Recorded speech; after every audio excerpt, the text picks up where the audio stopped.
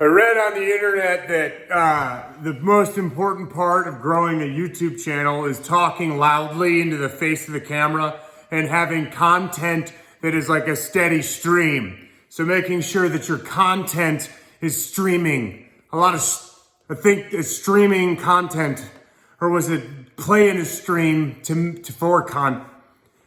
there's something about a stream in the talking loudly was important though.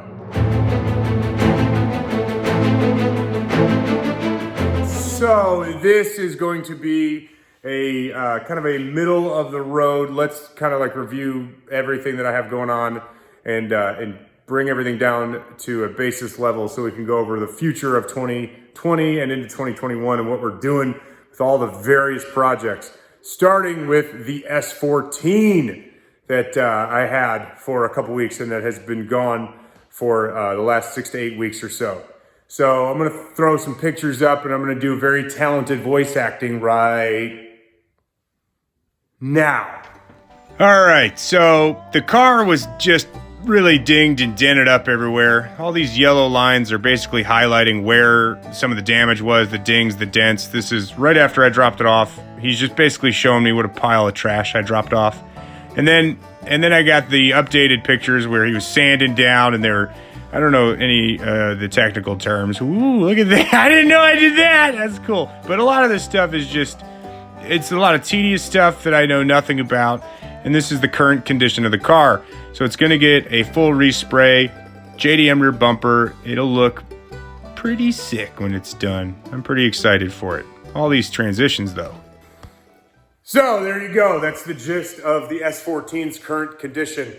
Jamie and the crew are taking care of it, getting the paint straight on that thing, and then it'll come back and we will get to install the heart of that. Why am I still yelling so loudly like I need to do that? We're going to be installing this into it. That's better. This unit right here. Let me run you through this and I'll tell you kind of how this spiraled out of control. Originally, I was gonna do just a 2JZ, just a stock bottom end deal with the cylinder head that came off of the S14, and then one thing led to another, and now I have a fully built engine. So this combination, to be simple and straightforward, was the goal. We have a 2JZ block that came out of, I don't even know, I don't even remember where I got this. Where did I get this block? I don't know, it doesn't matter. I should probably, Connor Grant. I bought this block from Connor. Thanks, bud. And then ended up sending it to machine shop. My guy Josh, New Albany Machine, got it machined for me. And then Brock of Dynasty, our shop foreman, was able to slap the short block together and get the head on for me, which is awesome. And all I had to do was final accessory stuff. So timing belt, cam gears, the easy stuff was my job, which is probably what's going to break on it because I put that together. And then eBay intake manifold because, you know, I'm a baller on a budget. But the combination's simple. It is a piston rod motor. So I have a set of CP pistons, a set of K1 connecting rods, a brand new Toyota oil pump, not like a modified like high pressure deal, just a standard oil pump. I have a PHR billet tensioner bracket with a new Gates pulley. I also did the PHR, if you can see, this timing trigger is actually welded to the timing gear because I guess these have a tendency of breaking off. And then I went ahead and did Gates belt on there. What else? All standard refresh stuff was done. The cylinder head was already taken care of when I purchased. It has a set of, I forget the brand name, nothing wild, I think 260-ish duration cams. BC valve train, I believe. Simple, straightforward on the cylinder head, nothing wild. But just a generic, like, you know, build this thing on the shelf with off-the-shelf parts and nothing wild. And then going to be dialing in the calibration with the Haltech stuff. So I have a whole assortment of Haltech parts that are going to be going into the car as well.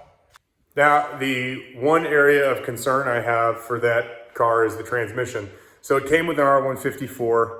R154 is a 5-speed manual transmission made for the 2J bell housing, or 2J, 1J, whatever. R154s, I have never ever liked the way they shift. I've always felt they were sloppy and notchy. You know, you do a fully built R154 and there's still piles of trash. People can go fast on them, but I've just never really enjoyed the feel of an R154. So, admittedly, I have never driven a fully built R154. So this is actually a pretty cool part of the project, and I got to shout out my guy Brooks and my guy Mike on this. The transmission that I have. So down here, you get this bolt. You know, bolts are gonna fall everywhere. Ah, God. So transmission that I have. This transmission is from my guy Brooks. I posted up online. I said, hey, does anybody have a local guy that can build transmissions? I want to put upgraded internals into my R154. Well, not even like 5 minutes later, Brooks hits me up. I got in touch with him via a comment on the thread saying, I think Brooks has one fully built sitting he'd probably sell. So instead of buying all the individual pieces that I need, I shot Brooks a PM, and it went very, very nicely in my favor. So I told him the situation. Drift Motion makes billet shift forks for these. Marlin Crawler makes gear sets for them. And I was getting ready to spend $1,000 on all those internal parts and then pay somebody to assemble it. Well, Brooks had it sitting and he said, man, I love the channel. I love watching videos, and I'm gonna hook you up. And he sold me the transmission for an absolutely insane price. And admittedly in the message, he said, it's been built and sitting forever. I did it myself. I'd have it looked at. So what I did was when it came in, I took it to my guy, Mike, who lives just north of me. And Mike went through the trans, inspected everything. There was a couple small issues, but nothing wild whatsoever. Didn't need any parts at all, and packaged it all back together, called me, and now it's ready to go. So I have a fully built R154. I have a built bottom end 2J. I have a bunch of Haltech parts, and all of that is gonna go into the S14. Still some odds and ends I'll need for that car, but I'm really excited to get turning on that. And then once that's done, we can focus on not the RX-7, but the CRX. CRX is just, it's one of those things, people wonder, why are you into these? Why do you care about Honda still? Why are you buying these junk boxes? Blah, blah, blah, all this trash talk. And it stumped me for a while because I honestly I do have a ridiculous obsession with clean old Hondas, as Hondas were the first car that really got me into cars. My first car ever was a 98 Civic hatchback that I built and made into my obsession grew from there. So the CRX fits that bill, but I asked myself, why Hondas, and why do you like these old, really, they're just junk boxes. It's a bunch of steel and 2,000 pounds of fly off the road. Why do I like them so much? So the question is it's too vague to give a complete answer to. Why do you love them so much?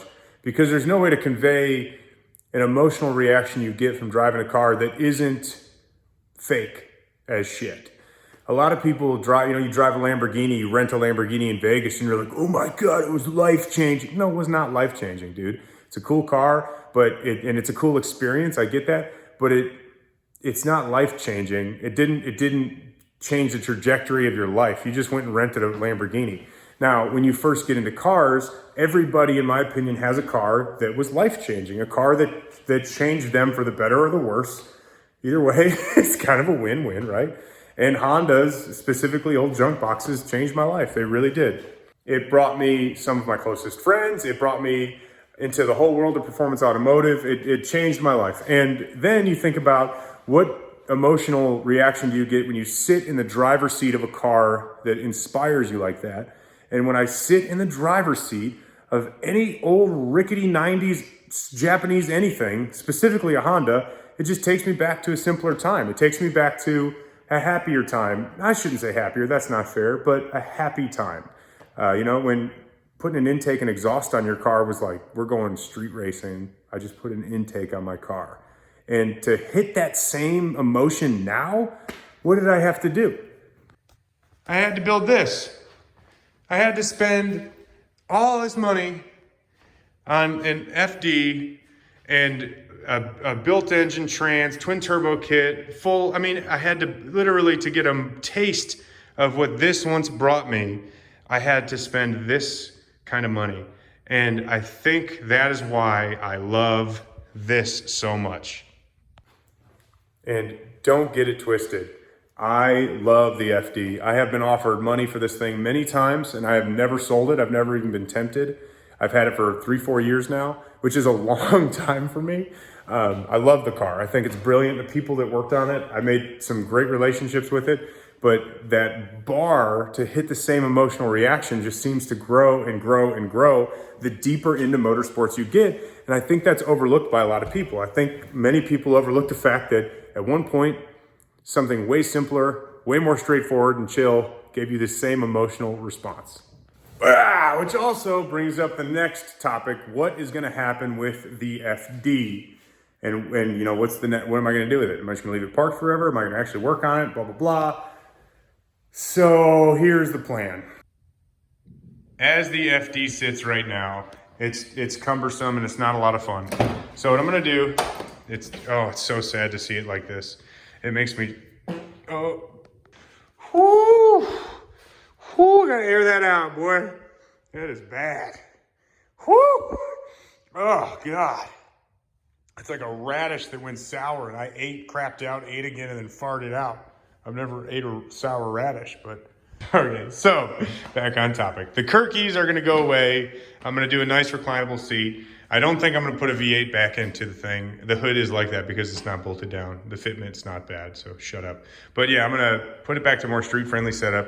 I'm gonna get some sun on this carbon fiber roof, and I'm gonna drive the hell out of it next year. I am done watching this thing stay parked, and I'm excited to get this thing into street car trim again, and with an engine that I think will, be fun for it on the street. It's gonna be good.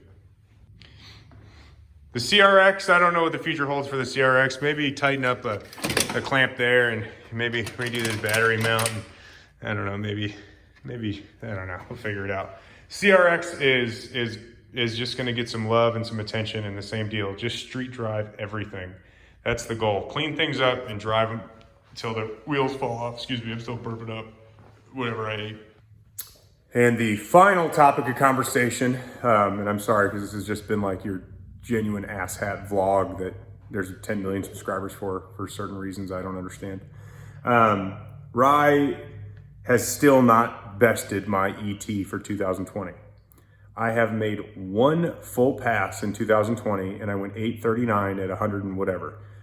He still has not beat that time. So he's not gonna beat it before the end of 2020. I will have the crown for 2019 and 2020.